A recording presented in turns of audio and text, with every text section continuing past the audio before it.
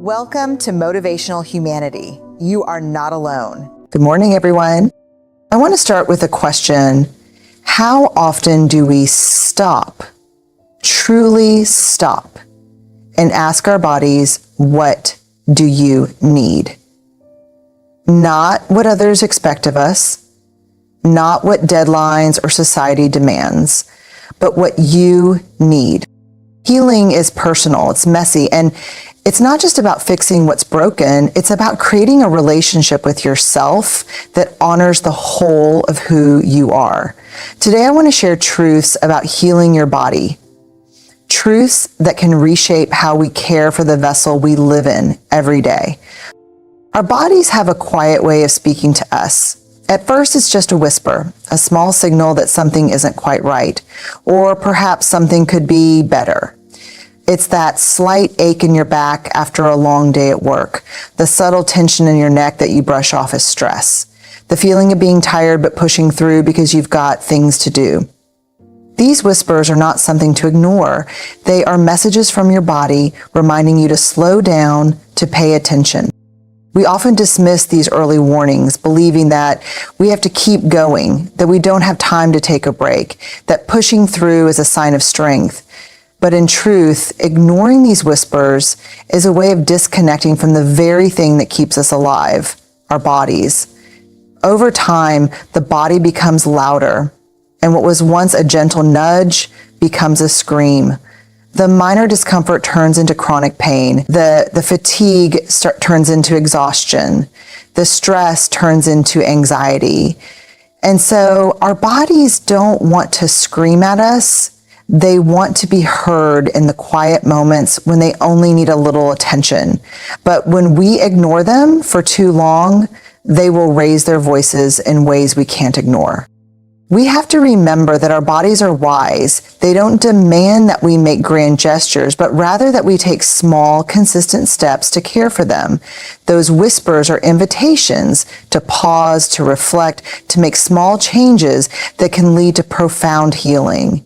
When we listen, we hear the need for rest, for nourishment, for movement, for balance. It's not about being perfect. It's about being aware of what our bodies require and offering them the care they deserve before things escalate. When we listen to these whispers early on, we are giving ourselves the opportunity to prevent burnout, illness, and injury. It's like tending to a garden before the weeds overtake it. Small acts of self-care and attention, such as stretching, drinking water, and simply resting, can prevent much larger issues down the road.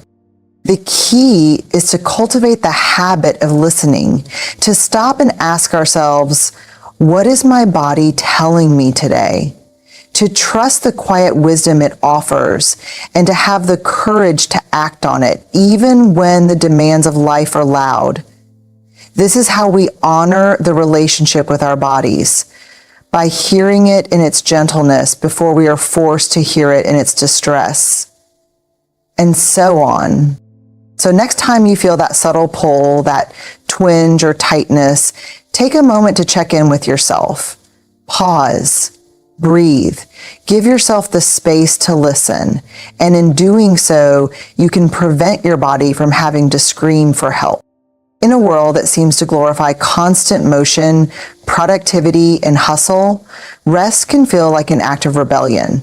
It's as if taking time to rest is viewed as something unnecessary or even as a luxury we don't deserve. But what if we redefined rest as something revolutionary? What if we understood that rest isn't a retreat from life, but an essential part of the process of living fully? Rest is not simply the absence of action. It's a state of recovery, replenishment, and renewal. It's the way our bodies and minds regenerate and rebuild. When we rest, we give ourselves permission to let go of the constant pressure to be doing. We give ourselves space to just be, to reconnect with ourselves, with our needs, and with our well-being. Rest is the act. But in a culture that equates busyness with worth, this idea of rest as revolutionary can feel foreign. We are taught to push through, to ignore signs of fatigue, to keep going as if the value of our lives is determined by how much we produce or accomplish. We've internalized the belief that rest is something we earn after a long day or a job well done, as if it's a reward rather than a necessity. The truth is, rest is where our resilience is built. When we give ourselves the gift of rest, we allow our bodies to restore their energy, to heal, and to perform at their best. Without it, we risk running on empty, burning out, and ultimately sacrificing our well-being for the sake of productivity. Rest is essential not just for recovery from physical exhaustion, but for our mental and emotional health as well. It is in moments of rest that we can process our feelings, reflect on our experiences, and find the clarity we need to move forward.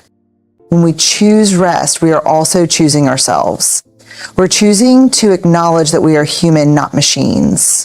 That our value doesn't come from how much we can do, but from who we are in our most authentic, rested state.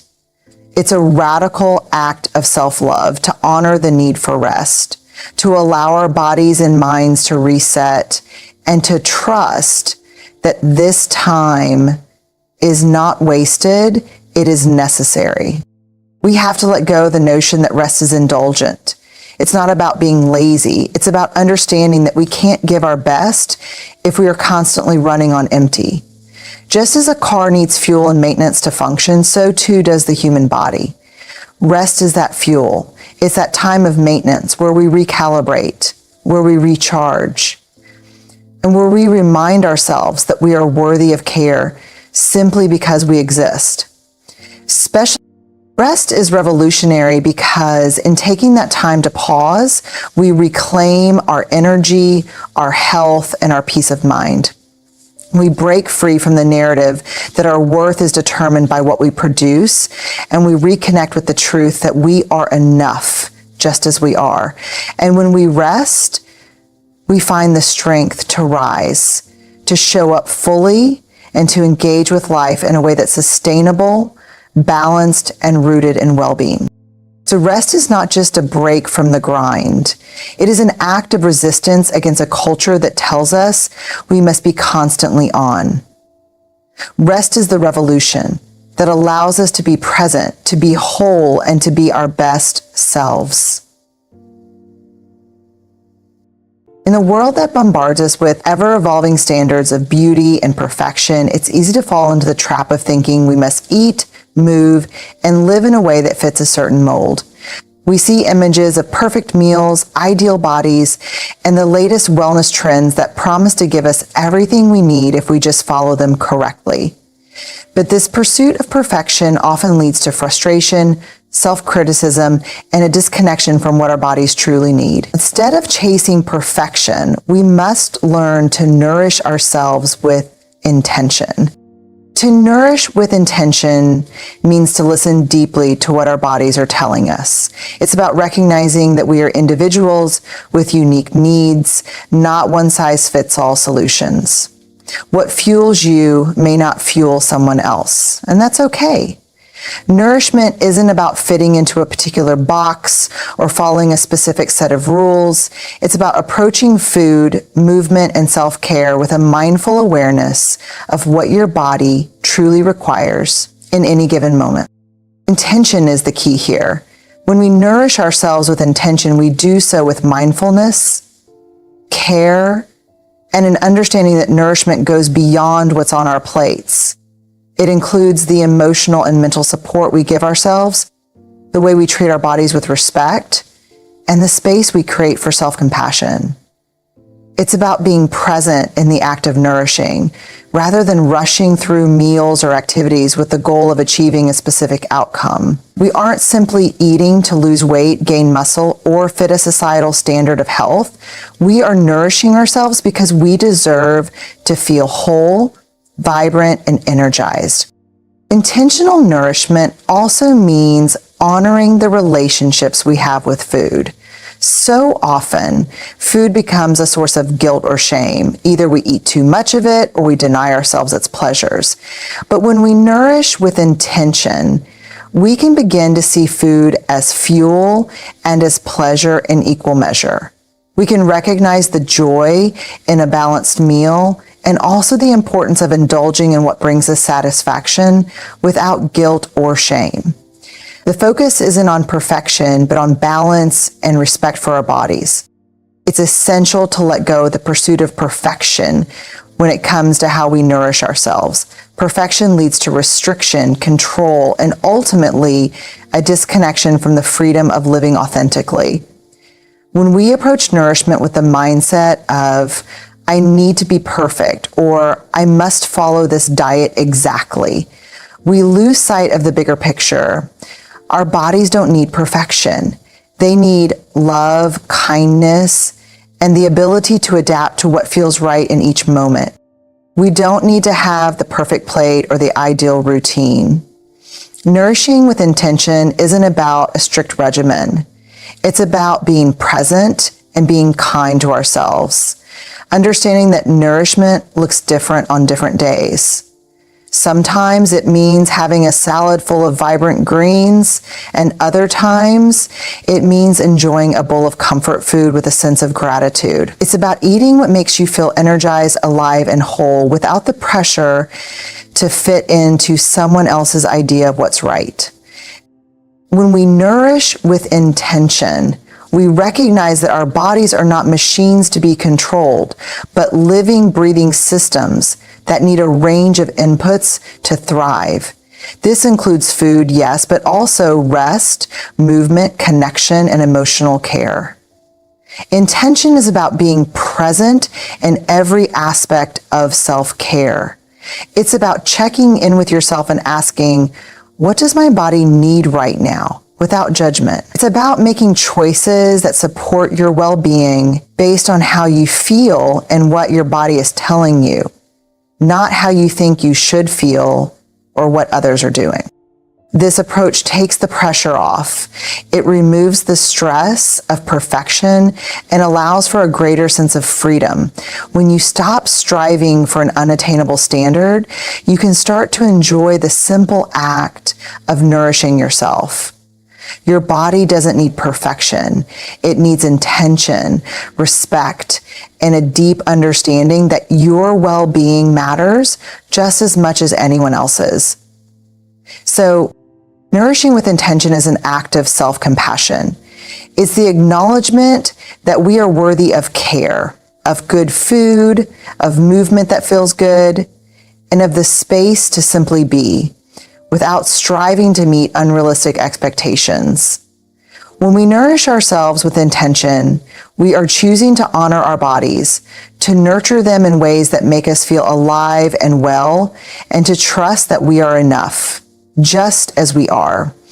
It's a powerful shift from the pressure of perfection to the freedom of self-love. How often movement is viewed through the lens of punishment. We think of exercise as something we must endure, something we have to do to atone for what we've eaten, to reach an ideal weight, or to fix what we believe is broken. The language we use around movement can be harsh. I need to work off this meal, or I have to exercise to make up for what I did. But this mindset is not only unsustainable, it also misses the profound power of movement as something joyful, liberating, and healing. So movement at its core is not about punishing our bodies for what we've done or haven't done. It's about celebration. It's about honoring what our bodies are capable of and allowing them to move freely without judgment. Movement should feel like an act of love, not a chore. When we move for joy rather than for punishment, we free ourselves from the cycle of guilt and shame that often accompanies our relationship with our bodies.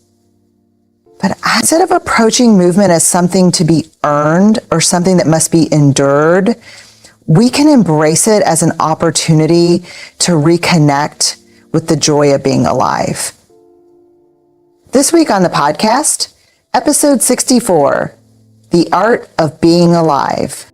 Think about the last time you moved because you felt like it, not because you had to. Maybe it was a walk in the park, dancing to your favorite song in your living room, or simply stretching your body after a long day. How did that feel?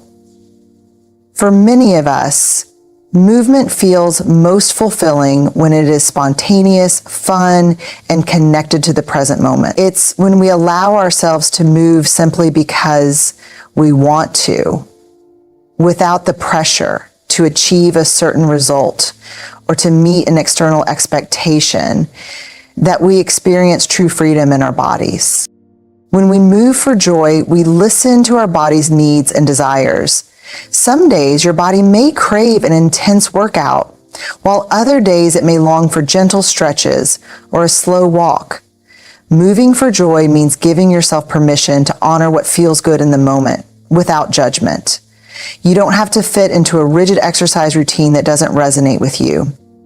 Instead, you can find what makes you feel alive, whether that's yoga, swimming, hiking, or even playing with your kids. The key is to remove the idea of punishment from the equation and instead focus on movement that feels nourishing rather than depleting. And so, the physical benefits of movement are undeniable, but when we shift our mindset to one of joy, those benefits multiply. We experience a greater sense of well-being, mental clarity, and emotional balance when we move because we enjoy it, rather than because we feel like we should. Movement for joy is about cultivating a healthy relationship with our bodies, one where we respect their limits, celebrate their abilities, and give them the care they deserve. This shift in perspective also allows us to let go of unrealistic expectations. How many times have we walked away from a workout feeling frustrated because it wasn't as intense or as effective as we had hoped? When we move for joy, those external measurements fall away. We stop comparing ourselves to others or to some idealized version of fitness. Instead, we focus on how movement makes us feel, energized, alive, and in tune with ourselves. So this is where true fulfillment lies. There's also something incredibly powerful about the connection between movement and emotion. When we allow ourselves to move freely and joyfully, we release stress, anxiety, and built up tension. Physical movement helps to clear mental clutter, creating space for emotional healing and emotional expression. Think about a time when you felt overwhelmed, but after a good walk or dance, you felt lighter. And you felt like it. That's the magic of movement. It's not just about the body, it's about what it does for your mind and spirit as well. So let's redefine movement, not as punishment, but as an invitation to play, to express, and to reconnect with the joy of being in our bodies. Let go of the need for perfection or specific goals, and instead focus on the experience of moving, whether it's running, dancing, cycling, or simply walking in nature. Allow yourself to move in a way that feels good, not because you have to, but because you want to. When we move for joy, we celebrate our bodies in all their forms. We recognize that our worth isn't tied to how we look or how much we can lift, but to the sheer fact that we are capable of moving, of feeling, of living. Movement becomes a tool for empowerment, not a means to an end. It's a celebration of life itself. And when we approach it with joy, it has the power to transform not just our bodies, but our minds and hearts as well. So let's move for joy, for connection, and for the freedom that comes from allowing our bodies to do what they were made to do, express themselves in all their beauty and strength. Vulnerability is often misunderstood. In a world that values toughness, resilience, and the ability to handle everything with a stoic demeanor, vulnerability can seem like a weakness. It's something we are taught to hide, to shield ourselves from, in an effort to protect our pride, our reputation, or our sense of control. But here's the truth. Vulnerability is not a weakness. In fact, it's one of the greatest strengths we can possess. It's the courage to show up fully and unapologetically, even when we are uncertain, scared, or unsure of the outcome. Vulnerability is about embracing our imperfections and allowing ourselves to be seen for who we truly are without the layers of armor we so often wear to shield others from our rawness. It's not about oversharing or being emotionally exposed to everyone we meet. Rather, it's about being open to ourselves first, accepting the parts of us that are messy, imperfect, and vulnerable, and then allowing those parts to be seen by the people we trust. It's saying, this is me, flaws and all, and I am worthy of love and connection just as I am. When we allow ourselves to be vulnerable, we are choosing authenticity over perfection. We are choosing to let go of the facade of having it all together, the belief that we must be flawless to be accepted. In doing so, we create space for real connection. When we open up about our struggles, our doubts, and our fears, we invite others to do the same. Vulnerability fosters empathy and compassion as it reminds us that we are not alone in our challenges. It strips away the illusion of perfection and allows us to connect in a much deeper, more meaningful way. Vulnerability also creates room for growth. When we expose ourselves to the possibility of being seen in our most raw, unfiltered form, we open the door to new opportunities and experiences. It's in those moments of vulnerability that we can push beyond our comfort zones and discover what we are truly capable of. It might be terrifying to step into the unknown, to speak up when we're afraid of judgment, or to take a leap when we're unsure of the outcome. But it's also where transformation happens. Growth never comes from staying in our safe, comfortable bubbles. It comes from taking the risk of being vulnerable, of leaning into the discomfort and uncertainty of the unknown, and trusting that we are strong enough to handle whatever comes next. There's a certain bravery that comes with vulnerability. It's the bravery to say, I don't have all the answers, but I'm willing to show up anyway. It's the bravery to ask for help when we need it, to admit when we're struggling, and to allow ourselves to be imperfectly human. In a world that often prioritizes self-sufficiency and invulnerability, choosing to be open and honest about our struggles is a radical act of self-compassion. It takes immense strength to admit that we don't have it all together, that we need others, and that we are allowed to be flawed.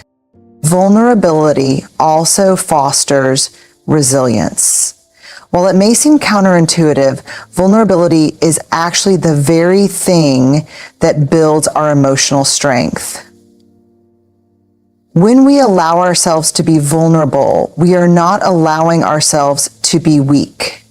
Rather, we are strengthening our capacity to face challenges with courage and grace. By being honest with ourselves and others about our fears, our weaknesses, and our setbacks, we give ourselves permission to move through them instead of avoiding or suppressing them. This builds emotional agility, the ability to adapt to change, face adversity head on, and come out stronger on the other side. When we embrace vulnerability, we begin to release the need for control and perfection. We let go of the idea that we must always be strong or in control, and we give ourselves permission to feel deeply, to experience joy and pain, and to move through life with an open heart. Vulnerability becomes the pathway to true emotional freedom because it allows us to stop pretending to be something we are not. We become free to be our most authentic selves, imperfect, evolving, and ever-changing. And in that freedom, we find our true strength. Ultimately, vulnerability is the foundation of meaningful human connection. It's what allows us to connect with others on a deeper level, to experience love and empathy, and to create spaces where we can support one another through life's ups and downs.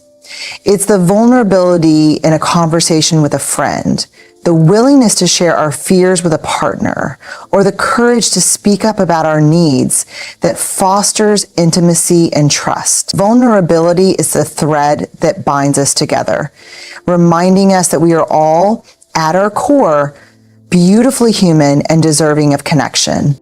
So let's stop seeing vulnerability as a weakness and start recognizing it for what it truly is, the greatest strength we have. It takes incredible courage to be vulnerable, to let go of our need for perfection and to show up as we are. But in doing so, we open the door to growth, connection, and resilience. Vulnerability is not something to be feared. It's the key to living a more authentic, meaningful, and connected life. So here's the invitation. Start today. Start with one step, one breath, one choice to honor the body that's carried you through every battle, every heartbreak, and every triumph. Healing isn't a destination. It's a journey. And the most powerful thing you can do is show up for yourself with compassion and courage. Your body is listening. It's time to listen back. Thank you.